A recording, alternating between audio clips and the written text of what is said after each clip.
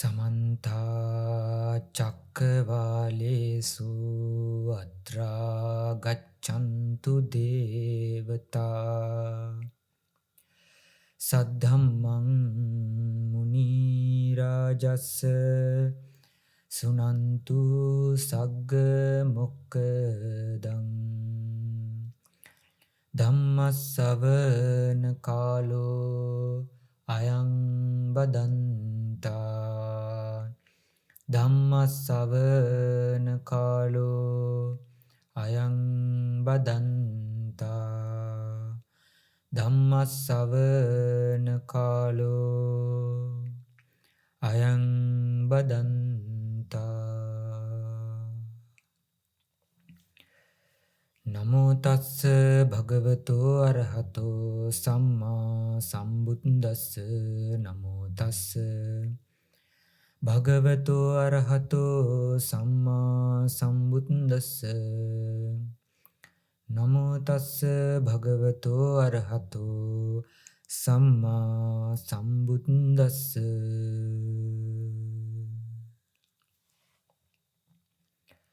සත්පුරුෂ වාසනාවන්ත පින්වත්නි අද දවසේ පින්වතුන් මේ එක් වෙලා ඉන්නේ ලෞතර බුදු කෙනෙක් මේ ලෝකෙට පහළ වෙලා ලෝක සත්වයා කෙරෙහි අනුකම්පාවෙන් ලෝක සත්වයා කෙරෙහි කරුණාවෙන් මේ ලෝකෙට විවර කරවදාල උතුම් චතුරාර්ය සත්‍ය ධර්මයෙන් බිඳක් කාල වේලාවට අනුරූපීව කෙටියෙන් නමුත් ශ්‍රවණය කරගෙන එය ධාරණය කරගෙන තමන්ගේ විමුක්තිය තමන්ගේ නිර්වාණය සාක්ෂාත් කරගන්නවා කියන යහපත් ප්‍රාර්ථනාව හිතේ දරාගෙනයි පින්වතුන් මේ ධර්මය ශ්‍රවණය කරන්නේ. පින්වතුන් හිතේ අදිෂ්ඨානයක් ඇති කරගන්න, ප්‍රාර්ථනාවක් ඇති කරගන්න මේ ධර්ම දේශනාවට මත්තෙන් ඔබට ඇහෙන බණපදයක් පාසා නුවණින් ශ්‍රවණය කරගෙන ඒ මානසිකාරය කරගෙන තමන්ගේ විමුක්තිය උදෙසාම මේ ධර්ම කාරණා ධර්ම දේශනේ මේ කුසලයේ හේතු වේවා කියන උතුම් ප්‍රාර්ථනාව අදිටන හිතේ තියාගෙන අපි ධර්ම දේශනේ වෙත යොමු වෙමු. පින්වත්නි, අපි අපේ ධර්ම දේශනාවලදී අපි නිතරම මතක් කරන දෙයක් තමයි මේ බුද්ධ කියන වචනේ තියෙන වටිනාකම මොකක්ද කියන එක ඔබට කියලා දෙන්න අපි නිතරම උත්සාහ කරන කාරණයක්. ස්වාමීන් විදිහට මේ ධර්මයේ හැසිරෙන පිරිසක් විදියට ධර්මයේ තුල හැසිරීලා ධර්මයේ තුල පිළිවෙත් පුරාගෙන එහි ප්‍රතිඵල භුක්ති විඳින පිරිසක් විදියට එක්තරා විදියකට තවත් විදියකින් කල්යාණ මිත්‍රයන් විදියට අපි ඔබට නිතරම මතක් කරන්න උත්සාහ කරන දෙයක් තමයි වෙහෙසෙන දෙයක් තමයි මේ බුද්ධ කියන වචනය කොයිතරම් වටිනාකමක් තියෙන දෙයක්ද කියන කාරණේ. මොකද මගේ පින්වත්නි අපට අද බුද්ධ කියන වචනේ දුලබ නැහැනේ. අපට පාරක ගියත් අපි කොච්චර බුදු පිළිම දකින්න ඇද්ද? මේ ලංකාව ඇතුලේ මේ බුද්ධ කියන වචනේ නොදන්න කෙනෙක් නැතුව ඇති. ලංකාවේ ඉන්න මිනිස්සුව ගත්තාම. භාග්‍යතුන් වහන්සේ නමකගේ පිළිමයක් දැක්කට පස්සේ මේ බුදුහාමුදුරුව නේද ඉන්නේ කියන කාරණේ නොදන්න කෙනෙක් මේ ලෝකේ නැතුව ඇති. ලෝක කියන්නේ මේ ලංකාව කියන කාරණේ තුල. එතකොට පින්තුනි ඔබෙත් මගෙත් උප්පත්තිය කියන කාරණේ ඉඳන්ම මේක සුලභ දෙයක් බුද්ධ කියන වචනේ. ඒ දේ නිසාදෝ ඒ තරම් මේක සුලභ නිසාදෝ ඔබට මෙහි වටිනාකම නොදෙනවාද කියන කාරණේ අපි තුල අපේ හිත තුල අපි කල්පනා කරලා තියෙන දෙයක්. සවන්නාසලා විදියට. අපට පොඩි කාලේ ඉඳන්ම පුරුදු කරන දෙයක් තමයි බුදු පිළිමයකට වඳින්න කියන කාරණේ, මලක් කඩලා පූජා කරන්න කියන කාරණේ, පහනක් පත්තු කරන්න. මේ ඉන්නේ බුදු සාදු නේද කියලා අපට පොඩි කාලේ පෙන්නලා දෙනවා අපි අම්මලා තාත්තලා ආච්චිලා සීයලා. එතකොට ඒ තරම් සමීප දෙයක් මේ බුද්ධ කියන වචනේ අපේ ජීවිතවලට. නමුත් මේ වචනය කොයිතරම් සමීප වුණත් මේ බුද්ධ කියන රූපය, භාගතුන් වහන්සේගේ රූපය කියන එක අපි කොයිතරම් ඇස් දෙකින් දැකලා තිබුණත් මගේ පින්වතුනි අපි කල්පනා කරන්න ඕන දෙයක් තමයි අපි මේ බුද්ධෝත්පාද කාලෙක මනුස්ස ජීවිතයක් ළඟා කරගත්ත පින්වන්තයන් විදිහට මේ ලෝකෙට ඉපදිච්ච මනුස්ස කොට්ටාසයක් විදිහට පින්වතුනි අපි බලන්න ඕනේ අපි මේ බුද්ධ කියන වචනේ තියෙන වටිනාකම තේරුම් අරන්ද තියෙන්නේ. මේ බුද්ධ කියන වචනේ තුල ඇයිද බුදු කෙනෙක් ලෝකෙට පහළ වෙන්නේ? අපි මේ කාරණේ නොදැන බුද්ධ කියන වචනය තුල කොයිතරම් අපේ ජීවිත සමීප වුණත් අපි දන්නේ නැත්නම් බුදු කෙනෙක් ඇයි ලෝකෙට පහළ වෙලා තියෙන්නේ කියන කාරණේ අර වටිනාකම මදි අපි දීලා තියෙනවා. මොකද පින්තුනි මිනිස්සෙක්ට බුද්ධ කියන වචනේ හරි වටිනාකම දෙන්න පුළුවන්කමක් ඉන්නේ ඇයිද බුදු කෙනෙක් ලෝකෙට පහළ වුණේ කියන කාරණේට උත්තරයක් හොයාගත්ත දවසට. ඒ කියන්නේ එහෙම නැත්නම් අපි නිකන් මල් ටික පූජා කරලා හැරිලා බෞද්ධයන්ගේ තියෙන සිරිත ඒකනේ. බෞද්ධය පුරුදු වෙලා තියෙන මේ කාරණේ. අපිට පොඩ්ඩක් පුරුදු වෙලා තියෙනවා මේකට හරි පහනක් තියමු බුදුහාමුදුරනේ. මල ටිකක් කඩමු, හඳුන් කුරක් ගහලා වැඳලා පාන්සිල් ටික ගමු. හැබැයි එතනින් නවතින්නද බුදු කෙනෙක් ලෝකෙට පහළ වුණේ? ඒක ප්‍රශ්නයක්. පින්වතුන් තේරුම් ගන්න. බුදු කෙනෙක් මේ ලෝකෙට පහළ වෙන යම්කිසි කාරණයක් උඩ. ආවට ගියට බුදුකරු ලෝකෙට එන්නේ නැහනේ. කියන්නේ අපෙන් වැඳුම් පිඳුම් ගන්න බුදුවරු ලෝකෙට පහළ වෙනවද? අපි පූජා කරන මල් ටික බලාපොරොත්තුෙන් මිනිස්සෙක් බෝධිසත්වයෙක් තවත් එක මිනිස්සෙක්නේ බුද්ධ කියලා කියන්නේ. කියන්නේ බුද්ධත්වයට පත් වෙන්නේත් ඔබ මම වගේ සාමාන්‍ය මිනිස්සෙක්ම තමයි. සාංශාර පෙරම් පුරාගෙන ඇවිල්ලා. එතකොට ඒ තරම් පාරමී දම් පූර්ණේ කරන්නෙම අපි මේ පූජා කරන මල් ටික බලාපොරොත්තු වෙන්න. අපි මේ පූජා කරන සුවඳ දුම් ටික බලාපොරොත්තු වෙන්න. අපි කරන ආලෝක පූජා බලාපොරොත්තු වෙන්නද? ඒකතන ඒ ටික ලැබෙන උන්වහන්සේ කර කැපකිරීමේ එක විපාකයක් විදිහට ඒ ටික අද ලැබෙන උන්වහන්සේට කියන්නේ බුද්ධ පූජාව තවමත් උන්වහන්සේ පිරිනිවෙලා අවුරුදු 2500ක් ගිහිල්ලත් මේ රටේ බුද්ධ පූජාව කොච්චර තියනවද නේ? නොතිබෙන දවසක් තියෙද බුද්ධ පූජාවක්. භාගතුන් වහන්සේගේ පිළිමයක් ඉස්සරහා. නෑ.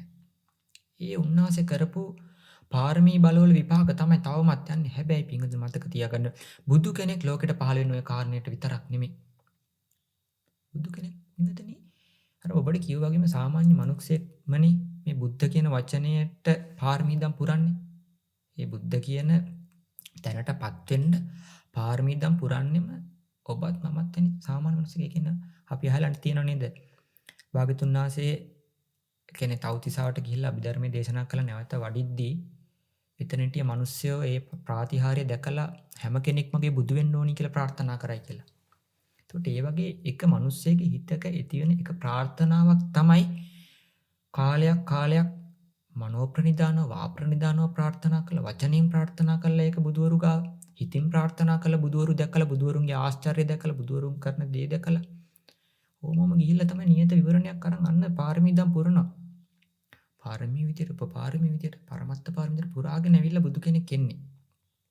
එතකොට මේ සම්පූර්ණ කැපකිරීමම කරන්නේ මගේ පින්වත්නි යම් කිසි දෙයක් හිතේ තියාගෙන ඒ තමයි මගේ පින්වත්නි බුද්ධෝ හම්බෝදිස්සාමි මුත්තෝ හම්මෝචයේ පරේ තින්නෝ හන්තාරිස්සාමි සංසාරෝගා මහබ්බය. ඔන්න ඔය කියන ප්‍රාර්ථනාව මුදුන්පත් කරගණ්ඩයි පින්වත්නි මිනිස්සෙක් බුද්ධත්වයකටපත් වෙන්නේ. බුද්ධෝ හම්බෝදිස්සාමි මමත් මේ සත්‍ය අවබෝධ කරගෙන බුද්ධත්වයේ ලබාගෙන අනිකුත් සත්වයන්ටත් මේ කතාව කියලා දෙන්න බුදු කෙනෙක් ලෝකෙට පහළ වෙනවා. බුද්ධෝ හම්බෝදිස්සාමි මුත්තෝ හම්මෝචයේ පරේ තින්නෝ හන්තාරිස්සාමි සංසාරෝගා මහබ්බය. මේ සියලු දුකින් අත මිදිලා මමත් ලෝක සත්වයනොත් මේ දුකින් අත මිදවන්න මම බුද්ධත්වයේ ළඟා කරගන්නවා. මේ මහා භයානක වූ සංසාරයේ නැමැති සාගරයෙන් මම ඈතර වෙලා අනිකුත් සත්වයනුත් මේ සංසාරය කියන මහා භයානක දේන් ඈතර කරවන්න මම බුද්ධත්වය අවබෝධ කරගන්නවා. වෙන්නේ මට දැන් මෙන්න මේ කාරණේ මුතුන්පත් කරගන්නයි බුදු කෙනෙක් ලෝකෙට පහළ වෙන්නේ. මුලින්ම තමන්ගේ මම මේ සත්‍ය අවබෝධ කරගෙන බුද්ධත්වය ලැබලා අනිත්‍යයටත් මේ සත්‍ය අවබෝධ කරවන්න. මම මේ දුකින් අත මිදිලා අනිත්‍යයටත් මේ දුකින් අත මිදෙන පාර කියලා දෙන්න. මේ සංසාරය කියන මහා භයානක සාගරෙන් මම ඈතර වෙලා අනිත් සත්‍යයනුත් මේකෙන් ඈතර කරවනවායි කියන කාරණේට උන්වහන්සේ බෝධිසත්වයෙක් බුද්ධත්වය අවබෝධ කරගන්න. ඒත් බින්දුතුනි දැන් අපට ගෞතම බුද්ධ ශාසනය ලැබිලානේ තියෙන්නේ. අපි ගෞතම බුද්ධ ශාසනයේ පිහිට රැකවරණය ලබන පිරිසක්. ඒත් බින්දුතුනි බලන්න ගෞතම භාග්‍යතුන් වහන්සේ ගෞතම බුදුරජාණන් වහන්සේ උන්වහන්සේගේ කාරණේ පළවෙනි කයල්ල කරන් තියෙන්නේ. ඒ තමයි උන්වහන්සේ සියලු දුකින් අත මිදලා ඉන්නේ. ඒතර උන්වහන්සේගේ ස්කන්ධය කොහෙවත් හටගන්නේ නැහැ නේ. පිරිනිවිල ඉවරයි. උන්වහන්සේ මේ සංසාරය කියන මහා භයානක සාගරය තරණය කරලා ඉවරයි. බුද්ධත්වය අවබෝධ වෙන්නේ එතනින්. මේ ලෝකේ තියෙන සත්‍යයක් තියනවාද යම්කිසි සැඟවෙච්ච ඒ යථාර්ථය අවබෝධ කරගෙන ඉවරයි උන්වහන්සේ. ඒතර උන්වහන්සේට තව තියෙන බලාපොරොත්තුවක් අපටත් මේ කතාව කියලා දෙලා මේ ලෝක සත්‍යනුත් සංසාරය කියන භයානක සංසාරය කියන තැනින් ඈතර කරවන්න. ඒතර පින්වතුනි භාග්‍යතුන් වහන්සේට තිබ්බ ඉලක්කයක් තමනුත් මේ මහා භයානක සංසාරය කියන සාගරයෙන් ඈතර වෙලා අනිත් ඒවත් මේකෙන් ඈතර කරනවා කියන කාරණේ. ඒතර පින්වතුනි තේරුම් ගන්න බුදු කෙනෙක් ලෝකෙට පහළ වෙන්නේ ඒ කාරණේට. ඒ කියන්නේ උන්වහන්සේට තනියෙන්ම මේ කතාව ඉවර කරගන්න තිබ්බනේ. ඒ කියන්නේ විවරණ ගන්න කලින්ම සෝමේද තාපසයට තිබ්බ මේ කතාව තනියෙන්ම ඉවර කරගන්න ඕන. නෑ එහෙම තනියෙන් කරගන්න උවමනාවක් නෙමෙයි තිබ්බේ. උන්වහන්සේත් මේක කරගෙන තවත් පිටිසකට මේ පාර කියලා දෙන්න. මොකක්ද? මේ සංසාරය කියන මහා භයානක සාගරයෙන් ඈතර කරවන්න. අපි තේරුම් ගන්න අපට බුද්ධ කියන වචනේ වටිනාකම දැනෙන්න ඕනේ මෙන්න මේ තැනින්. මොකක්ද? මේ සංසාරය කියන මහා භයානක සාගරේ ඈතර වෙන්න පාරක් කියලා දුන්න මිනිස්සෙක් තමයි භාග්‍යතුන් වහන්සේ කියලා කියන්නේ. ඒ පාර කියලා දෙන්න මේ ලෝකෙට පහළ වෙච්ච ශ්‍රේෂ්ඨතම උත්තමයා තමයි බුදුරජාණන් වහන්සේ කියලා කියන්නේ. අන්න අපි ඒ හින්දා බුදු කෙනෙක්ට පහනක් පූජා කරමු. මලක් කඩලා පූජා කරමු. සුවඳ දුම් වලින් පුද සත්කාර කරමු ආමිසේ. මොකද මේ සංසාරේ කියන දේ භයානකයි කියලා අපට කියලා දුන්නේ උන්වහන්සේ. බුද්ධ කියන වචනේ තුලින්. ඒ බුද්ධ කියන වචනේ තුලනේ පින්වතුනි ධර්ම කියන වචනේ කඩලා ගන්න වෙන්නේ අපට. බුද්ධ කියන වචනේ උඩුනේ සංඝයා කියන තැන කැඩිලා එන්නේ. බුද්ධ කියන වචනේ නැත්තම් කොහෙද සංඝයා? කියන්නේ අපට අද පැවිද්ද තියෙන්නේ බුදුරජාණන් වහන්සේ හින්දාමයි. උන්වහන්සේ මේකට හදලා තියෙන පරිසරයේ හින්දාමයි අපිට නිදාසේ පිළිවෙත් පුරාගෙන ස්වාමීන් වහන්සේලා විදියට ඔබටත් දෙයක් කියලා දීලා අපේ ආත්මාර්ථයක් සාක්ෂාත් කරගන්න පුළුවන් වෙලා තියෙන්නේ. ඒතකොට මේ බුද්ධ කියන වචනේ තුල තියෙන ගැඹුර මෙන්න මේක. ආර්ථය මෙන්න මේක වටිනාකම මේක. මොකද සංසාරයේ කියන භයානක තැනින් අපිට ඈතර වෙන්න පාර කියලා දුන්නා. මතක තියාගන්න පිටුනේ. ඔබත් මේ බුද්ධ ශාසනය තුලේ අවබෝධ කරගන්න දෙයක් තියෙනවනම් නගා කරගන්න දෙයක් තියෙනවා. ඒ තමයි මේ සංසාරයේ කියන මහා භයානක සාගරයෙන් ඈතර වෙනවා කියන කාරණේ. මොකද පිටුනේ බුදු කෙනෙක් සංසාරය කියන කතාව භයානකයි කිව්වා. කියන්නේ භයානකයි කියලා කිව්වා කියන්නේ මේක භයානකම තමයි. ආයේ නැවතිලා හිතන්න දෙයක් නැහැ. සංසාරය ඇත්තටම බයයිද? සංසාරය තුල අපිට මොකක් වෙයිද? සංසාරය කියන එක ඒ තරම් භයානකද? අපට එහෙම හිතනවා කියලා කියන්නේ පින්වතුනි අපේ තියෙන අඩුපාඩුවක්මයි. ඒක බුදුහාමුදුරන්ගේ තියෙන අඩුවක්වත්, ධර්මයේ තියෙන අඩුවක්වත්, මේ ලෝකෙට පහළ වෙච්ච සංඝයාගේ තියෙන අඩුවක්වත් නෙමෙයි.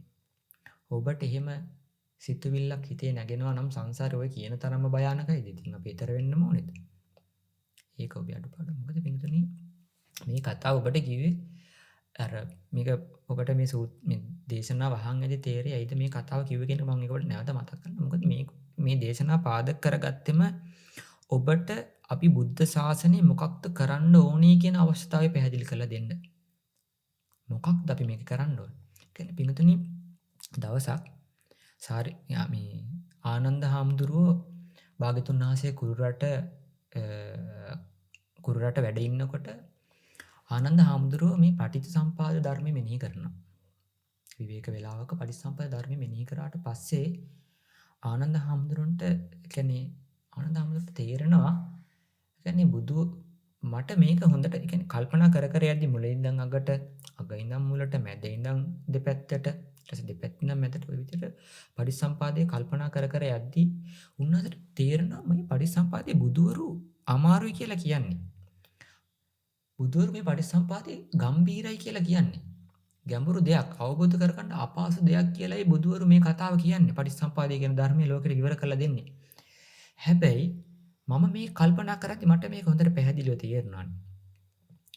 මොකක්ද මේ පටිච්චසමුපාදය කියලා කියන්නේ? අවිජ්ජා පත්‍ය සංඛාරා සංඛාර පත්‍ය විඥාන මේ කියන කාරණා ටික මට හොඳට තේරෙනවා. බුදුවරු මේ තරම් අමාරුයි කිව්වා කියලා කියන මේ කාරණේ මට හරි ලස්සනට පැහැදිලිව සුමටව තේරෙනවා. ඒකට උන්වහන්සේට ප්‍රශ්නයක් ආවා මේක මට විතරක් දැනෙන දෙයක්ද? අනිත් අයටත් මේක දැනෙනවද කියලා උන්වහන්සේ බුදුහාමුදුරගේ මේක අහන්න ඕනි කියලා හිතලා බුදුහාමුදුරුවෝ ගාවට එනවා. ඇවිල්ලා කියන භාග්‍යවතුන් වහන්සේ මම මගේ විවේක වෙලාවේ මම පටිච්චසමුප්පාදය මෙනෙහි කරලා බැලුවා. ඒක මෙනෙහි කරලා බලද්දි මට තේරුණා පටිච්චසමුප්පාදය මට හොඳට වැටහුණානේ භාග්‍යවතුන් වහන්සේ. මේකේ තියෙන ධර්මතාවය, මේකේ තියෙන කාරණා මට සියුම්ම තේරුණා, පැහැදිලිව තේරුණා. එතකොට මේක දක්වන්නේ සියලු බුදුවරුන් විසින් ඒ කියන්නේ මේ ලෝකෙට පහළලා ඉන්න හැම බුදුවරයෙක්ම කියන්නේ මේ පටිච්චසමුප්පාදය කියන එක ඊටා ගැඹුරු දෙයක්. අවබෝධ කරගන්න අපහසු දෙයක්. දුරබෝධ දෙයක් කියලා මේ ලෝකෙට පාලන හැම බුදු කෙනෙක්ම පවසන්නේ. ඒත් මේ කතාව ගෞතම බුදුහාමුදුරු විතරක් නෙමෙයි. මේ ලෝකෙට පහළලා තියෙන යම් කිසි බුදු කෙනෙක් ඉන්නවද? ඒ සෑම බුදු කෙනෙක්ම පවසන දෙයක් තමයි පටිච්චසමුප්පාදය කියන කාරණේ ගැඹුරුයි. පටිච්චසමුප්පාදය කියන කාරණේ අවබෝධ කරගන්න අපහසුයි. පටිච්චසමුප්පාදය කියන කාරණේ දුරබෝධයි. හැබැයි මට මේ කතාව පැහැදිලිව තේරුණා. මට මේ කතාව වැටහුණා. ඒකට මේක මේ තරම් අමාරු දෙයක්ද? මට විතරක් පැහැදිලිච්ච දෙයක්ද? අන් සත්වයන්ටත් මේක මේ විදිහට වැටහෙනවද නැද්ද කියලා භාග්‍යවතුන් වහන්සේ කියනවා. ඒ භාග්‍යවතුන් වහන්සේ කියනවා එහෙම කියන්න එපා ආනන්ද, එහෙම කියන්න එපා. ආනන්ද එහෙම කියන්න එපා. පටිච්චසමුප්පාදය කියලා කියන්නේම ගම්බීර දෙයක්. පටිච්චසමුප්පාදය කියලා කියන්නේම අවබෝධ කරගන්න අපහසු දෙයක්. හරියට කියනවා අවුල් වෙච්ච නූල් ජාලාවක් වගේ. මේ පටිච්චසමුප්පාදය තේරුම් ගන්න අපහසුයි. මෙන්න මේ එකම එක ධර්මතාවය, මෙන්න මේ එකම එක කාරණය හරියට තේරුම් නොගත්ත නිසාමයි සත්වයෝ නපුරු ගති ඇතිව අපායගාමී දුක් විඳලා මේ සසර ඉක්මව ගන්න බැරුව සංසාරය ඇතුළේ හිර වෙලා ඉන්නේ කියලා බුදුහාමුදුරුවෝ කියන්නේ. බුදුහාමුදුරුවෝ කියන්නේ ආනන්ද එහෙම කියන්න එපා ආනන්ද සානස. ආනන්ද එහෙම කියන්න එපා. මේ එකම ධර්මතාවය නොදැනීමමයි. මේ එකම ධර්මතාවය අවබෝධ කර නොකිරීමෙනුයි.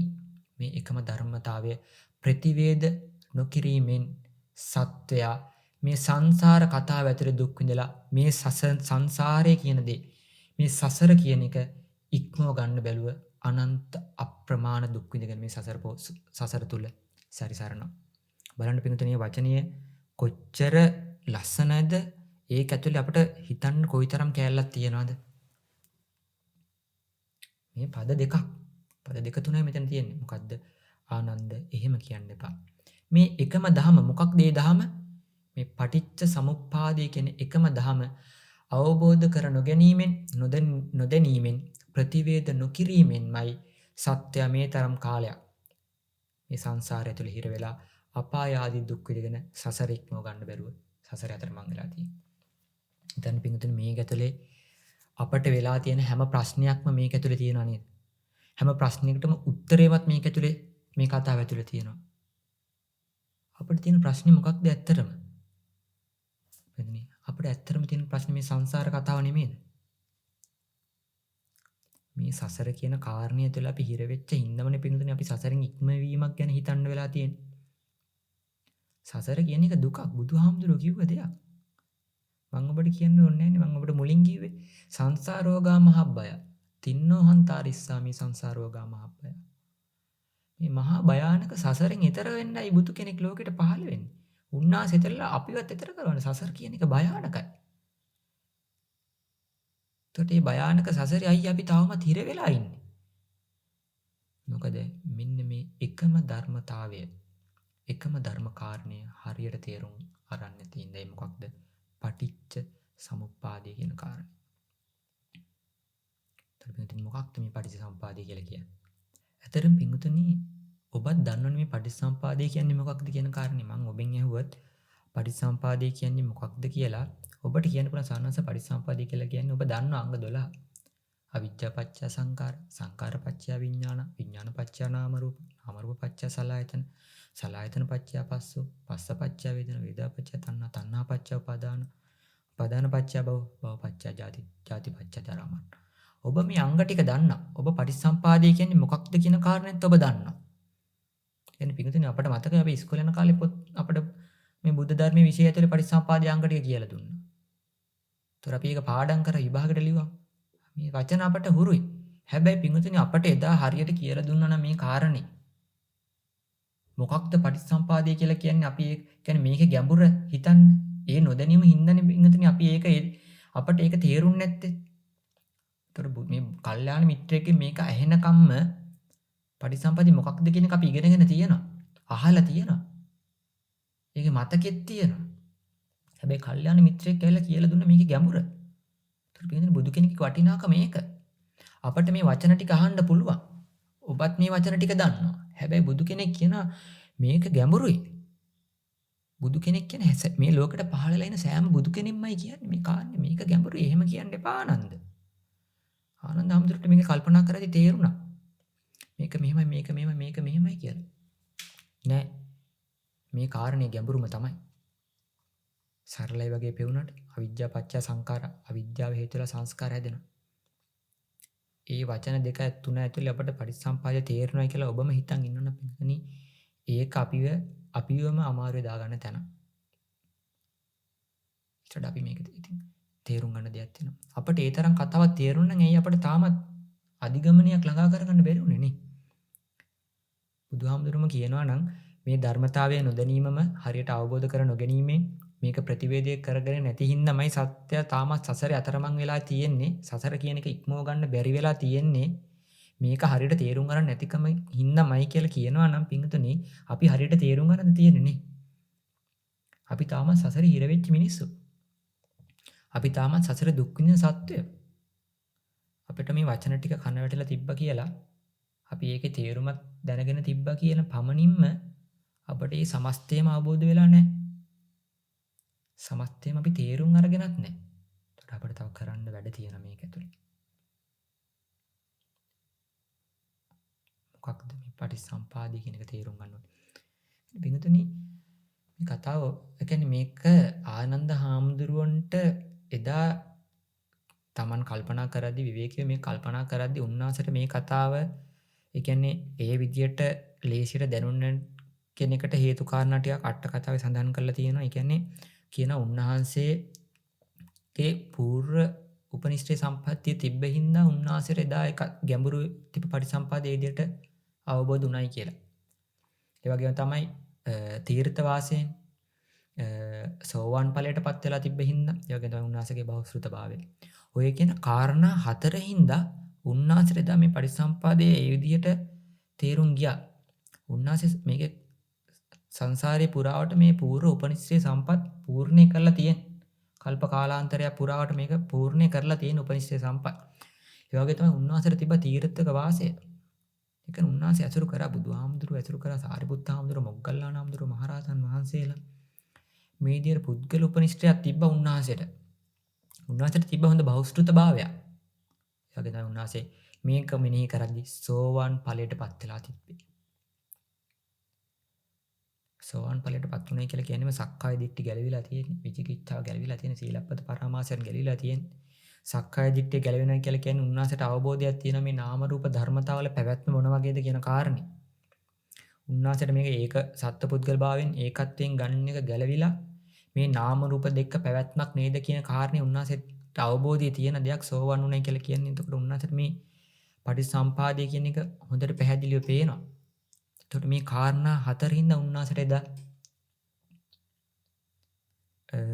පටිසම්පාදයේ ඒ විදිහට තේරුණා. එතකොට අද කාලේ ඉන්න අපි බණ අහලා හෝ වේවා සමහරක් විට අපි භාවනා කරලා වේවා කුමක් හෝ විදියකින් පටිසම්පාදය කියන එක ගැන යම්කිසි අවබෝධයක් තියාගෙන පටිසම්පාදය කියන එක ගැන දැනුමක් තියාගෙන අපිට මේ සමස්තයම තේරෙනවා කියලා හිතන් හිටියොත් පින්වතුනි අපිට වැරදිලා තියෙන්නේ. ඒ කියන්නේ අපි ආනන්ද හැමදෙර වගේ බහුශ්‍රృతයිද? නැතුව ඇතිනේ. නැතුව ඇති කියන්නේ නෑ.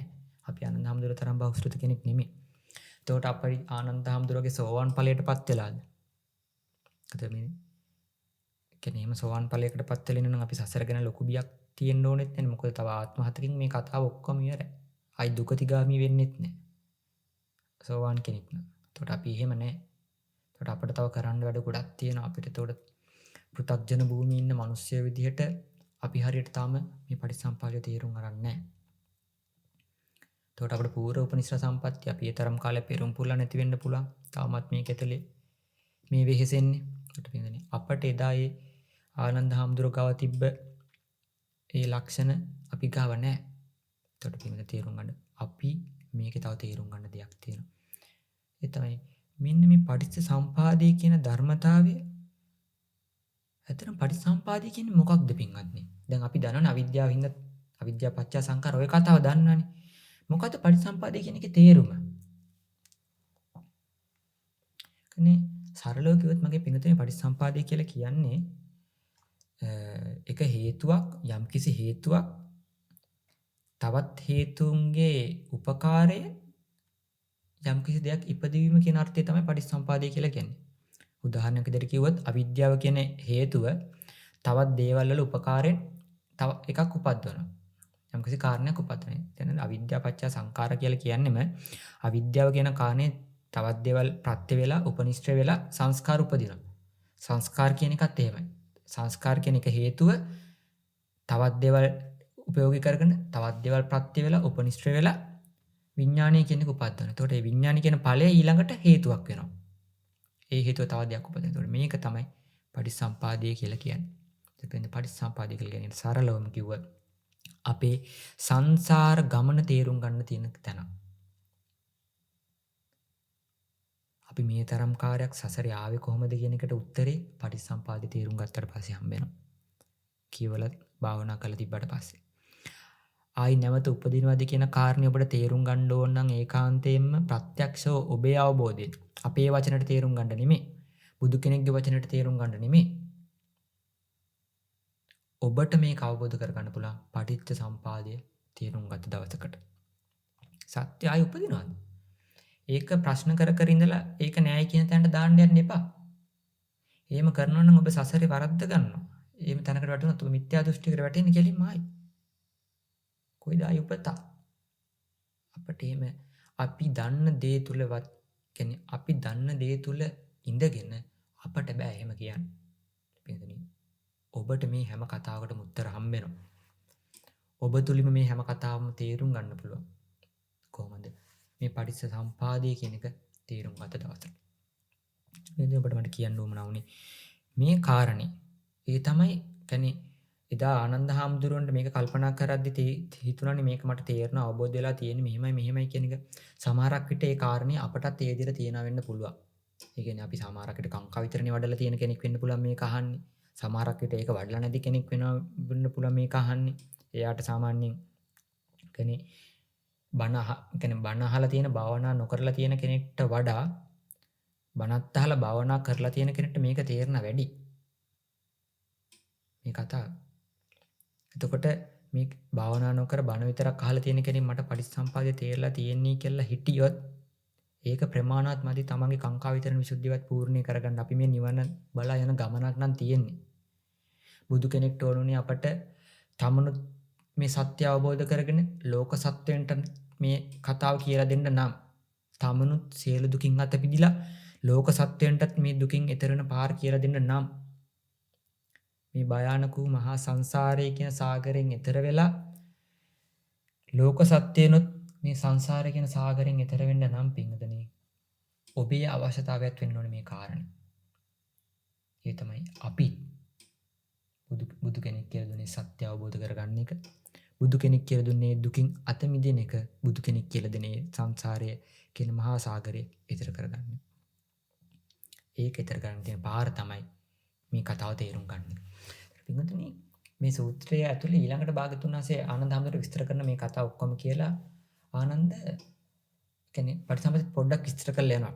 ඒක කියනවනේ මේ එකම කාරණේ නොදැනීමේ ඉඳයි සත්‍යය සසර යන්නේ. ඒක කොහොමද ඒක වෙන්නේ කියන ආනන්ද මේ ලෝකේ තියෙන උපාදානය වෙන්න තියෙන ධර්මයන්ගේ ආස්වාදය නැවත නැවත දකින්න වෙහෙසෙන කෙනාගේ තෘෂ්ණාව කියන කාරණේ වැඩෙනවා. ඒ තෘෂ්ණාව කියන එක ප්‍රත්‍ය වෙලා ඊළඟට උපාදාන කියන එක ඇති වෙනවා. උපාදානේ ප්‍රත්‍ය වෙලා භවයේ ප්‍රත්‍ය වෙලා ජාතිය ප්‍රත්‍ය වෙලා ජරා මරණ ශෝක පරිදේව දුක්ඛ දෝමනස ආදී කියන මේ සෑම දුක් රසකම හට ගැනීම ඇති වෙන්නේ මෙන්න මේ කාරණේ හින්දා. අපිට තියෙන ප්‍රශ්නයක් නෙමේ දුක කියන කාරණේ. ජරා මරණ ශෝක පරිදේව දුක්ඛ දෝමනස උපායාස. අපි තේරුම් ගන්න බුද්ධ ශාසනය ඇතුලේ භාග්‍යවතුන් වහන්සේ අපට කියලා දෙනවානේ දුක්ඛ සත්‍ය, සමුදය සත්‍ය, නිරෝධ සත්‍ය, මාර්ග සත්‍ය. එතකොට දුක්ඛ සත්‍ය කියන තැනම අපට මුලින්ම කතා කරන්නේ මේ ලෝකේ තියෙන ප්‍රශ්නේ. මේ ස්කන්ධවල තියෙන ප්‍රශ්නේ. ඇයි අපිට විමුක්තියක් හොයන්න ඕනේ කියන කාරණේ. මොකක්ද මේක ඇතුලේ දුකක් තියෙනවා. බුදු කෙනෙක් කියන්නේ බෝධිසත්වෝ සිද්ධාර්ථ කුමාරයා තමන්ට රම්‍ය සුරම්‍ය සුබ මාලිකා තියාගෙන යශෝදරා විද්දි රාහුල කුමාරයා ඉද්දි තමන්ගේ පිය රජතුමා ඉද්දි සැප සම්පත් ඕන තරම් තියෙද්දි සක්විති රාජ සම්පත්තිය ළඟා කරගන්න පුළුවන්කමක් තියෙද්දි උන්වහන්සේ දකින්න ලෙඩෙක්ව ජරාවට පත්වෙච්ච කෙනෙක්ව මරණයට පත්වෙච්ච කෙනෙක්ව ওই කාරණා තුන දැකලා මේ ලෝකේ මේ ප්‍රශ්නේ තියෙනව නේද? එතකොට මේ ප්‍රශ්නේ තියෙන තාක් කාලයක් ඒ කියන්නේ සත්‍ය ඉපති මෙරි යන කතාව ඇතුලේ මොකක්ද තියෙන අර්ථය නේ? මේ ලෝකෙ ඇතුලේ මිනිස්සු වයසට යනවා නම් මේ ලෝකෙ ඇතුලේ සත්‍යය ලෙඩ වෙනවා නම් මේ ලෝකෙ ඇතුලේ මිනිස්සයාට අවසානයේ ඉතුරු වෙන්නේ හිස් සතින් මරණයකට පත්වීම නම් ඒ දේ තුල ළඟා කරගන්න සක්විති රාජ සම්පත්තිය තුල ඇති අර්ථය කුමක්ද? ඒ දේ තුල ළඟා කරගන්න සැප සම්පත් වල තියෙන අර්ථය මොකක්ද? මේ ප්‍රශ්න කිරීම හැම උන්වසල තේරෙනවා විමුක්තියක් හොයාගන්න මේ දුක් රසේ නිරෝධයක්. මොකක්ද කොහොමද මේ කතාව ඇති වෙන්නේ? අන්න ඒ කතාව තේරුම් ගන්න මොහොත තමයි බුදු කෙනෙක් බෝධිසත්වෙක් බුද්ධත්වයට පත් වෙලා කියන්නේ. ඒතකොට භාග්‍යවතුන් වහන්සේ කියනවා මෙන්න මේ උපාදානීය ධර්මයන්හි තියෙන ආස්වාදය නැවත නැවත දකිමින් වෙහසන කෙනෙකුගේ තණ්හාව කියන එක වැඩි වෙනවා.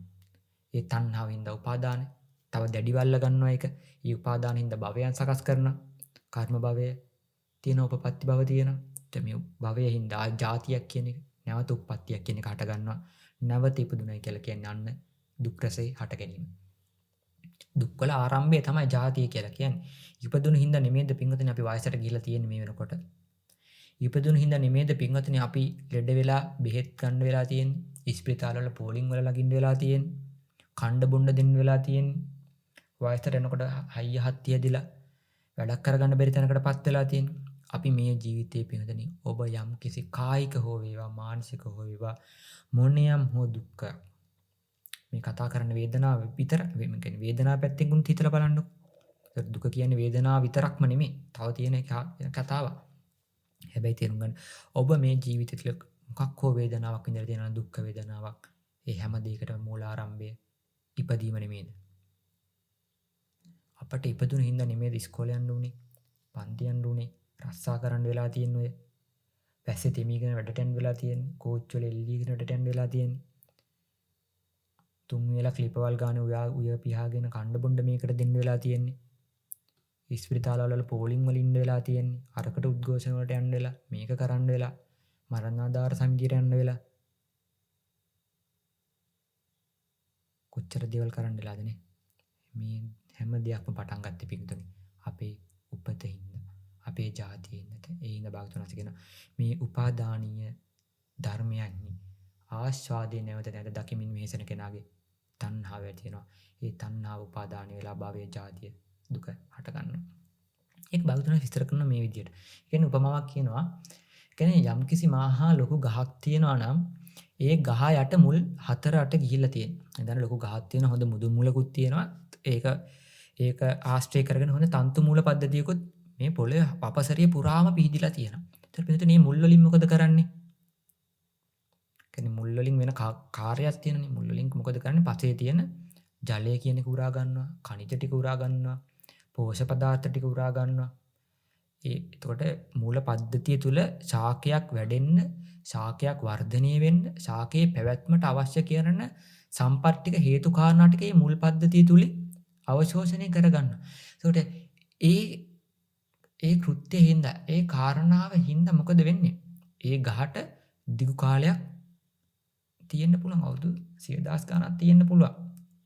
මොකද මේ මුල් පද්ධතිය තුළ Tamanට ඕන කරන දේවල් ළඟා කරගන්න. එතකොට ඒ වගේ තමයි පිටින් මේ උපාදාන ධර්මයන් වල තියෙන ආස්වාදය අපි කොච්චරක් දෙයක නැවත නැවත වේසි ප්‍රාර්ථනා කරන්නේ, පතන්නේ, බලාපොරොත්තු වෙන්නේ. ඒක තියෙන තාක් කාලයක් අපේ තණ්හාව කියන එක වැඩිලා අර දුක ඇති වෙනවා. හරියට අර ගහ Tamanට අවශ්‍ය පෝෂක පදාර්ථ ටික අර මූල පද්ධතියෙන් අවශෝෂණය කරගන්නා වගේ අපේ තණ්හාව වර්ධනය වෙන්න අර දුක කියන දේ හේතු වෙනවා.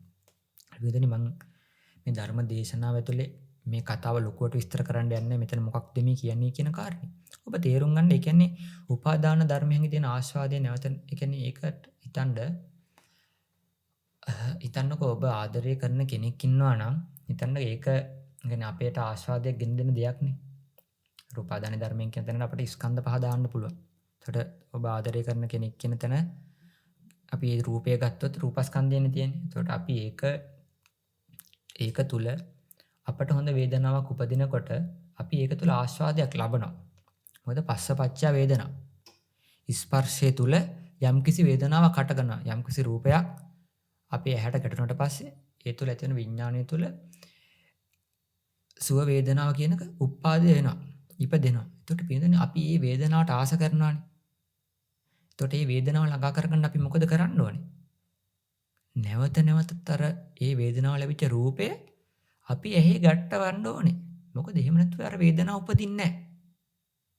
අපිට තේරෙනවද පටිසම්පාදේ කියන්නේ යම්කිසි හේතුවක් තවත් හේතුන්ගේ අනුසාරයෙන් යම්කිසි දෙයක් ඉපදවීම.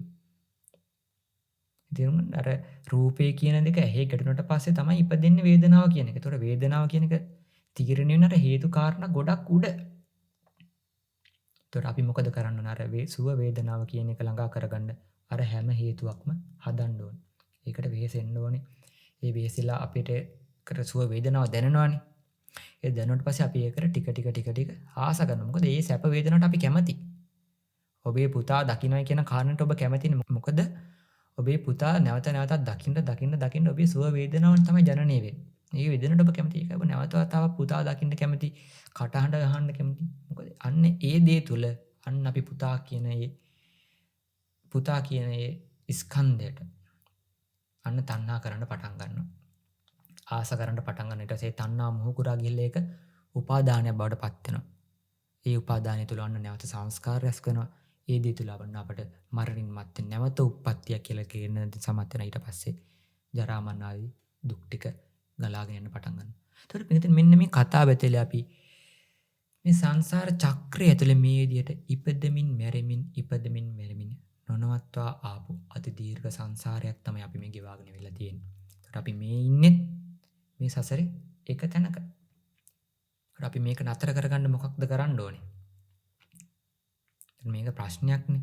මේක නතර කරගන්න අපිට මොකක්ද කරන්න ඕනේ? බුදුහාමුදුරුවෝ කියනවා ආනන්ද මේ උපාදානීය ධර්මයන්ගේ තියෙන ආදීනව නැවත නැවත දකිමින් වාසය කරන කෙනෙක්ට තණ්හාව කියන එක ටික නිරුද්ධ වෙන්න පටන් ගන්නවා.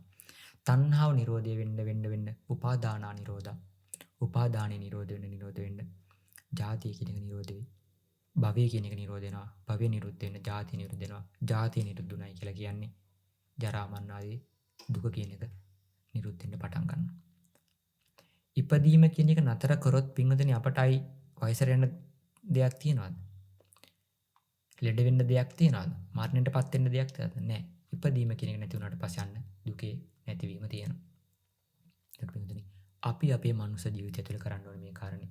කියන්නේ ආයු උපමාවක් කියන භාග්‍යතුන් වහන්සේ කියන්නේ යම්කිසි ගහක් තියෙනවනම් ලොකු විශාල ගහක් තියෙනවනම් මුල් පදාසයක් විහිදලා තියෙන හොඳට පෝෂණය පසේ තියෙන සාරය උරාගෙන හොඳට සවිශක්තිමත් ලොකු ගහක් තියෙනවනම් පුරුෂයෙක් කියලා උදැල්ලක් හරි තියුණු ආයුධයක් හරි ගිහිල්ලා ඒ ගහේ මුල් ටික සිඳලා මුදුන් මුල කපලා දාලා තන්තු මුල් ටික කපලා දාලා ඒක හාත්පසම සුද්ධ පවිත්‍ර කරලා ඒකට පෝෂණය එන්න තියෙන හේතු සම්පත්තික අතහැලා දැම්මට පස්සේ පුළුවන් ගහ හැදෙන එක නවත්තන්න. එහෙම නැත්නම් අපි කොච්චර ගහ ගාවට ගිහිල්ලා ගහේ මුල් ටික යට තියෙන්න උඩ කඳින් විතර කපලා දැම්මත් ආයෙ ඒක දලු දානවා. එහෙම නැත්නම් අර ගහ කපලා දාලා මුල් ටික ගලවලා දාලා ගහ කෑලි කරලා ඒක පුච්චලා කැබලි කරලා සුළඟේ ඒ කියන්නේ මේක වියලලා ගින්නෙන් දවලා ඒකේ තියෙන අලු ටික පොලා හැරියොත් එතනයි ඇති දෙයක් තියනවාද? එතන ගහක් තියෙනවා හොඳ හැදිච්ච ගහක් තියෙනවා මිනිස්සෙක් ගිහිල්ලා ඒ ගහේ තියෙන මුල් ටික කපලා දාලා ගහ වට්ටලා ගහ කැබලි කරලා පුච්චලා ඒකේ තියෙන අලු ටිකත් පොළල අලු ටික බේරලා ඒකත් ගඟක පා කරලා ඇරියොත් ඒ ගහේ ඇති දෙයක් තියනවාද? ආයි හටගන්න විදිහක් තියනවාද? අලු ටිකත් පුච්චලා ඇරලා ගියාට පස්සේ ආයි ගහ හටගන්න කිසිම හේතුවක් නැහැනේ. එහෙම නැත්නම් අපි නිකන් අතු ටික පාස්සලා කඳ විතරක් කපලා දාලා මුල් ටික තියෙන්න ගහේ හේතු ටික තියෙන්න ගහ ආයි දලු දානවා. හැබැයි ගහක් කපලා කෑලි කරලා පුච්චලා ඒකේ අලු ටිකත් මුහුදට දැම්මට පස්සේ ආයි ගහක් හැදෙන්න කිසිම හේතුවක් නැහැ. ඒ වගේ තමයි මේ ස්කන්ධ කතාවත් ඇතුලේ මේ උපාදානීය ධර්මයන්ගේ තියෙන ආදීනව නැවත නැවතත් දැකලා ඉන්න වාසය කරන කෙනෙක්ට පුළුවන් තණ්හාව කියන එක ටික ටික අඩු කරන්න. තණ්හාව කියන එක අඩු කරන්න පුළුවන්. උපාදානය කියන එක අඩු කරගන්න, නිරෝධ කරගන්න. උපාදාන නිරෝධ වෙච්ච පස්සේ භවය නිරෝධ වෙනවා. ජාතිය නිරෝධ කරගන්න පුළුවන්. ජරා මරණ, ශෝක පරිදේව, දුක්ඛ දෝමනස උපායාස නිරුද්ධ වෙනවා. මේ විදිහට පුළුවන් මේ හැම දුකකටම නිරෝධයට අතවනන්න. ඒතර තේරුම් ගන්න මගේ පින්වදනි මේ කතා කරන්නේ අපි බුද්ධ ශාසනයක කරන්න ඕන කාරණේ මොකක්ද කියන කාරණේ. අපි දන්නා පටිච්චසම්පාදය කියන්නේ මොකක්ද කියලා. අපි අහලා තියෙන පටිච්චසම්පාදය මොකක්ද කියලා. අපිට තේරෙන අවිද්‍යාව කියන්නේ මේක, සංස්කාර කියන්නේ මේක, විඥාණයෙන් නාම රූප සලආයතන පස්ස වේදන මේ වචන ටික අපි දන්න. අපට ඒක ජීවිතයට සමීප දෙයක්. හැබැයි මතක තියාගන්න බුදුහාමුදුරුවෝ කියනවා මේ එකම ධර්මතාවය නොදැනීම තුලමයි, මේ එකම ධර්මතාවය අවබෝධ කර නොගැනීම තුලමයි, මේ එකම ධර්මතාවය ප්‍රතිවේද කර නොගැනීම තුලමයි සත්‍ය මේ තරම් කාලයක් නූල් බෝලයක්, අවුල් වෙච්ච නූල් බෝලයක් වගේ මේ සසරේ එහින් මෙහිට අතනින් මෙතෙන්ට ඇවිල්ලා තියෙන්නේ. අවුල් වෙච්ච නූල් බෝලයක පිඟුතුනේ අපිට මුල මැදාක හොයාගන්න ලේසිද? බෑනේ. අවුල් වෙච්ච නූල් බෝලයක් අපිට මුල මැදාකක පිළිවෙලකට හොයාගන්න බෑ. ඒ වගේ තමයි පින්වතුනි අපි මේ සංසාර කතාව ඇතුළේ අද මනුෂ්‍ය ජීවිතයක්, හෙට තිරිසන් ජීවිතයක් වෙන්න පුළුවන්. අනිද්දා പ്രേත ලෝකයක වෙන්න පුළුවන්. ඊළඟ පාර අපායක වෙන්න පුළුවන්. ඔන්න ආයි මොකක් හරි වෙලා පිනක් මතු වෙලා ආයි මනුෂ්‍ය ජීවිතයකට මේකේ පින්තාන් ටිකක් කරගෙන අපිට පුළුවන් මේ දිව්‍ය ලෝකයකට යන්න. අපිට පුළුවන් මේ ජීවිතය තුළ ධානය වඩලා බ්‍රහ්ම ලෝකයකට යන්න. හැබැයි එතනින් අතර වෙන්නේ ආයි වැටෙනවා. ආයි මේක ඉපදෙමින් මැරෙමින් මහා දුක් ගොඩක් අස්සේ අපි අපේ ජීවිත කාලේ මේ තරම් කාලයක් සසර ගෙවාගෙන ආවා. මේක ඇතුළේ අපි කොච්චර දුකක් විඳලා ඇද්ද? එතකොට මගේ පිටුට මතක තියාගන්න මේකේ දුක් කියන්නේ මේක මේ සංසාර කතාව ඇතුළේ ප්‍රශ්නේ තියෙන්නේ අපාය විතරක්ම නෙමෙයි. කියන්නේ අපි ඇතුළේ තියෙනනේ බෙදාගෙන තියෙනනේ. කියන්නේ සතර අපාය කියන තැන තමයි අවුල්. මනුස්ස ලෝකේ ටිකක් හොඳයි, දිව්‍ය ලෝක ටිකක් හොඳයි නෑ. භාග්‍යවතුන් වහන්සේ සංසාරයයි ප්‍රශ්නේ කියලා කිව්වේ. ඒතකොට මගේ පිටින් සංසාරය කියලා කියන්නේ මොකක්ද? කන්දානං පටිපාටිච ධාතු ආයතනානිච අබ්බෝ චින්නං වත්තමාන සංසාරෝති පෞච්චති. භාග්‍යවතුන් වහන්සේ කියන්නේ මේ ස්කන්ධයන්ගේ පිළිවෙල හා ධාතු ආයතන වල නොසැදී අකණ්ඩව එකට බැඳී පවතීමයි සංසාරය.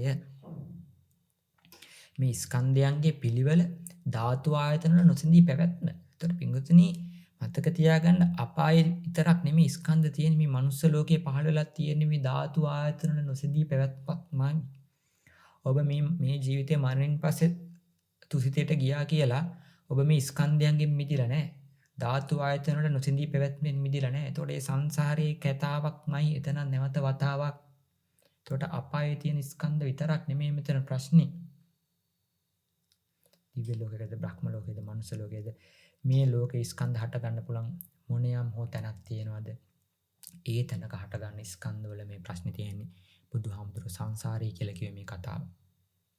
ඒකට පිටුදී අර අවුල් වෙච්ච නූල් බෝලයක් වගේ අපි මේ සංසාරය ඇතුලේ ඔය එක එක තැනකට ඉපදෙමින් මැරෙමින් එක එක තැන්වල සසරේ සැරිසරන අසරණ සත්‍යෝ ටික.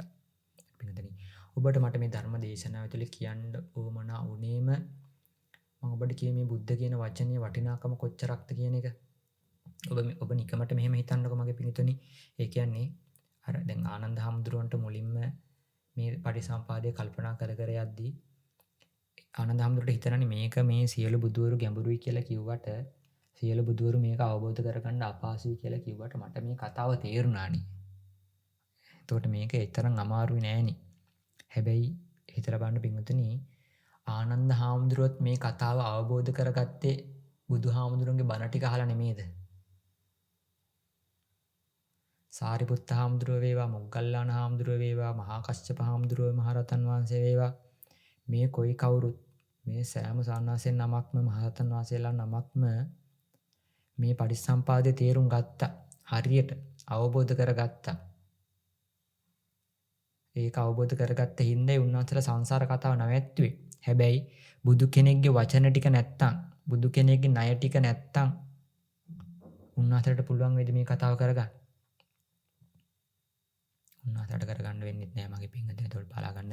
බුද්ධ කියන වචනේ වටිනාකම මෙන්න මේ කාරණේ. අපි පුන පුනා ඔබට නිතරම මතක් කරන්නේ මෙන්න මේ කාරණේ හින්දා පිංගුතුනි. ඔබට මේ කතාව ආයි සසරේ කවදා කොතනද කොයි විදිහකටද ඇහෙයිද කියන්නේ අපි දන්නේ නැහැ. බුදු කෙනෙක් මේ කතාව තේරුම් ගත්තේ ලේසියකින්ද? ඒ කියන්නේ හිතන්න බෝධිසත්වය පටිච්චසමුපාදයේ තේරුම් ගත්තනේ. ඒ තේරුම් ගත්ත වෙලේ තමයි බුද්ධත්වයට ළඟා කරගන්නේ. උන්වහන්සේ මේ ඒ කියන්නේ මේක ඇතුලේ භාග්‍යතුන් වහන්සේට පටිච්චසමුපාදයේ තේරුම් ගන්නද ඔබ කියන්නේ බුද්ධත්වයේ කියන කාරණේ අවබෝධ කරගන්න සාරා සංඝ කල්පලක්ෂයක් පෙරම් පුරන්න උනා. කියන ඒ කාලය ඇතුලේ නොදීපු දානයක් නැහැ කියලා. ජීවිතේ කොච්චර දන් දීලාද? මිනිස්සෙට සල්ලි දන් දෙන්න පුළුවන්. මිනිස්සෙට තමන්ගේ අවයව දන් දෙන්නත් පුළුවන්. හම්බ කරන දේවල් දන් දෙන්න පුළුවන්. හැබැයි ජීවිතේ දන් දෙන්නවා කියන තැන කොච්චර කැපකිරීමක්ද?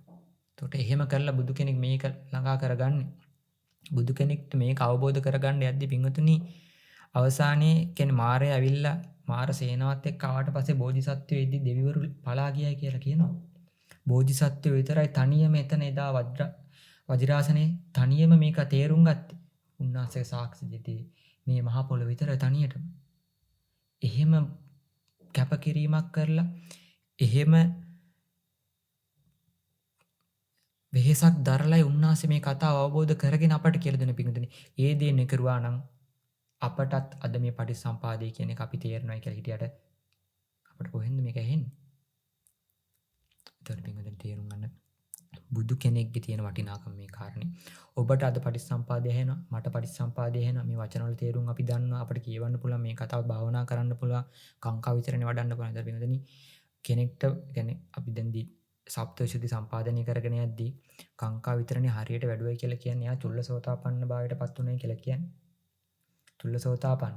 ඒතර සෝතාපන්න වෙන්න කලින් කියන එක ආත්ම භාවයක් ඊළඟ ආත්ම භාවයේ නියත සුගති. අපායකට යන්න වෙන්නේ සුගතිගාමියක් තියෙන්නේ. ධර්මය ඇහෙන තැනක සුගතිගාමී උප්පත්තියක් ඊළඟට ලැබෙන්නේ. හිතන්න මේ පටිච්චසමුපාදය කියන එක මේ තරම් කොච්චර වටිනාකමක් තියෙන ධර්මතාවයක්ද? ඔබේ ඊළඟ ආත්ම භාවය නියත සුගති කරන්න පුළුවන් ධර්මය ඇහෙන තැනක. ඒත් පිංගුතුනි ඔබට මට කියන්න උවමනා වුණේ මේ ගෙවිගෙන යන වසරක්. වසරේ අවසානයේ මේ යන්නේ. එතකොට 2025 වසර අවසන් ඊළඟට එන්න තියෙන 2026 කාලය යනවා වේගෙන්. අපේ ජීවිත කියන එක ඒ කියන්නේ කාලය ගෙවෙනවා කියලා කියන්නේ අපි යන්නේ මරණය කරා. මරණය කරා අපි ලං වෙනවා කියලා කියන්නේ පිංගුතුනි. අවුරුද්දේ කැලෙන්ඩරේ 26 27 28 ඔහොම එනවා කියලා කියන්නේ අපි මරණයට ලං වෙනවා කියන කාරණේ. කවදාම හරි දවසක මේ කතාව අපට අතහැරන මොහොතක් එනවා. එදායින් පස්සේ ඊළඟ උප්පත්තිය කොහෙද කියලා අපි දන්නේ නැහැ. බුද්ධ කියන වචනේ හේද, ධම්ම කියන වචනේ හේද, සංඝ කියන වචනේ හේද, මේ කාරණාව අපි දන්නේ. හැබැයි මතක තියාගන්න පිළිගනි. ඔබට මේ ලැබිලා දෙන ජීවිතේ ඔබට තව අවුරුදු දෙකක් ජීවත් වෙන්න පුළුවන්. දවස් දෙකක් ජීවත් වෙන්න පුළුවන්. ඒ කාලය ඇතුලේ මේ කතාව තේරුම් ගන්න මහන්සි වෙන්න. ඊළඟ අවුරුද්ද මේ කතාව තේරුම් ගන්න මහන්සි කරන්න. අපේ ජීවිතවලට වටිනාකමක් දෙන්න පුළුවන්. එතනින් ඔබට බුද්ධ කියන වචනේ තුල නියම ප්‍රතිලාභය ළඟා කරගන්න ඕන නම් පින්විතුනි තේරුම් ගන්න උත්සාහ කරන්න මේ පටිච්චසමුපාදය කියන ධර්මතාවය. මේක කල්පනා කරන්න පටන් ගන්න හේතුඵල ධම ඔබට තේරෙන්න පටන් ගන්නවා ටික. සත්පුද්ගල ශූන්‍ය භාවය තේරුම් ගන්න පටන් ගන්න මේ ස්කන්ධයන්ගේ පැවැත්ම එදාට ඔබට තේරෙයි. මේ නාම රූප ධර්මතාවල නොසිදී පැවැත්මක් නේද තියෙන්නේ කියන එක ඔබට එදාට තේරෙයි. සත්‍ය ඉපදිලා මැරෙනවද කියන කාරණයට උත්තර ඔබට එදා හම්බෙයි. හැබැයි පින්විත මේ කිසිවක් නොකර කියන්නේ බුද්ධ කියන වචනේ වටිනාකමක් දෙන්න නැතුව ඔබ මේ ජීවිතය ඇස් දෙක පියාගත්තොත් ඔබටයි මේ කතාව කවද කොයි මොහොතක මොන විදිහකට ඇහිද කියන දන්නේ. ඒකයි මේකේ තියෙන ඊළඟ ප්‍රශ්නේ. අපිට මේ ජීවිතය තුළ කාලා බීලා විනෝදෙන්න පුළුවන්. සතුට වෙන්න පුළුවන්. හැබැයි බුද්ධ කියන වචනේ ඔය කිසි දෙයකටයි සල්ලි දීලා ගන්නද? බුද්ධෝත්පාද කාලයකට අපිට සක්විති සම්පත්තිය ලැබුණත් සල්ලි තියේද? සල්ලි තියේයි. හැබැයි බුද්ධ කියන වචනේ ගන්න පුළුවන් ඉද ලෝකෙ ඇතුළේට. බුදු කෙනෙක් අපිට එහෙම පහල කරවන්න බෑ ලෝකෙ. ඒක විරල කාරණයක්. තර මනුස්ස ජීවිතයක් මේ හැම දෙයක්ම ළඟා කරගෙන තියෙන වෙලේ ඔබ මහන්සි වෙන්න ඔබේ ජීවිත කතාව ඇතුලේ අලුත් වසරක් එන්නේ අලුත් ජීවිතයක් අලුත් බලාපොරොත්තු හැම දෙයක්ම තියෙන මොහොතක ඔබේ ජීවිත කතාව ඇතුලේ බුද්ධ කියන වචනයට අර්ථයක් දෙන්න බුද්ධ කියන වචනේ වටිනාකම තේරුම් ගන්න තමන්ගේ ජීවිතයට වටිනාකමක් දෙන්න මේ තරම් කාලයක් අපි සසරේ අතරමං කරවපු මේ පටිච්ච සමුප්පාදය කියන ධර්මතාවය දැන ගැනීම පිණිසත් අවබෝධ කර ගැනීම පිණිසත් ප්‍රතිවේධ කර ගැනීම පිණිසත් තමන්ගේ ජීවිතයේ වෙහෙසිලා තමන්ගේ කාලය කැප කරලා මේ කතාව තේරුම් ගන්න උත්සුක වෙන්න කියන ප්‍රාර්ථනාව තියාගෙන මේ ධර්ම දේශනාව මෙතනින් අවසන් කරනවා. පින්වත්නි අද දවසේ මේ ධර්ම දේශනාව ශ්‍රවණය කිරීමෙන් ඔබ ළඟා කරගත්ත යම්කිසි කුසලයක් වේ නම් ඒ සෑම කුසලයක්ම ඔබ නමින් මිය පල්ලව යන්න දෙනු ඥාතීත මිත්‍රාදියෙක් ඉන්නවා නම් ඒ අය මේ පින්පෙත් දැකලා සතුටු වෙලා අනුමෝදන් වෙලා ඒ අය පතන බෝධියක් ඇත්නම් ඒ බෝධිය නිවි සැනසෙන්නට මේ කුසල් හේතු වේවා වාසනාව වේවා කියලා ප්‍රාර්ථනා කරගන්න. ඒ වගේම තමයි පින්වත් ඔබටත් මේ ගෞතම බුද්ධ ශාසනයම තව තවත් පිළිවෙත් පුරාගෙන සීල සමාධි ප්‍රඥා ගුණ වඩාගෙන උතුම් නිවනින් සැනසෙන්නට මේ සෑම කුසලයක්ම හේතු වේවා වාසනාව වේවා කියලා ප්‍රාර්ථනාවක් ඇති කරගන්න. ඒ වගේම තමයි අපට පැවිද්ද ලබා දුන්න අපේ උපාධ්‍යයන් වහන්සේ ප්‍රමුඛ අපට මේ ධර්මතාවයන් අපට මේ ධර්මයේ කියලා දෙන කල්යාණ මිත්‍රන් වහන්සේලා ප්‍රමුඛ මහා සංඝරත්නයටත් මේ කුසල අනුමෝදන් වෙලා උන්වහන්සේලාත් පතන බෝධියකින්ම නිවි සැනසෙන්නට මේ කුසල හේතු වේවා කියලා ප්‍රාර්ථනා කරන ගම සීලෝම දෙවි දේවතාවුන් වහන්සේලාටත් මේ කුසල අනුමෝදන් වෙලා උන්වහන්සේලාත් පතන බෝධියකින්ම නිවි සැනසෙන්නට මේ කුසල් ඒකායන පාරමිතාවක් වේවා පාරමිතා බලයක් වේවා පාරමී දම් පිරේවා කියලා සාදු කියලා ප්‍රාර්ථනා කරන ගමම අපි දෙවියන්ට පින් ලබා දෙමු. ආකාසට්ටා ච බුම්මට්ටා දේවා නාග මහිද්దికා පුඤ්ඤං තං අනුමෝදිත්වා චිරං රක්ඛන්තු ශාසනං ආකාසට්ටා ච බුම්මට්ටා දේවා නාග මහිද්దికා පුඤ්ඤං තං අනුමෝදිත්වා චිරං රක්ඛන්තු දේශනං ආකාසට්ටා ච බුම්මට්ටා දේවා නාග මහිද්దికා පුඤ්ඤං තං අනුමෝදිත්වා චිරං රක්ඛන්තු මං පරන්ති. හැම කෙනෙක්ටම සම්මා සම්බුදු සරණයි.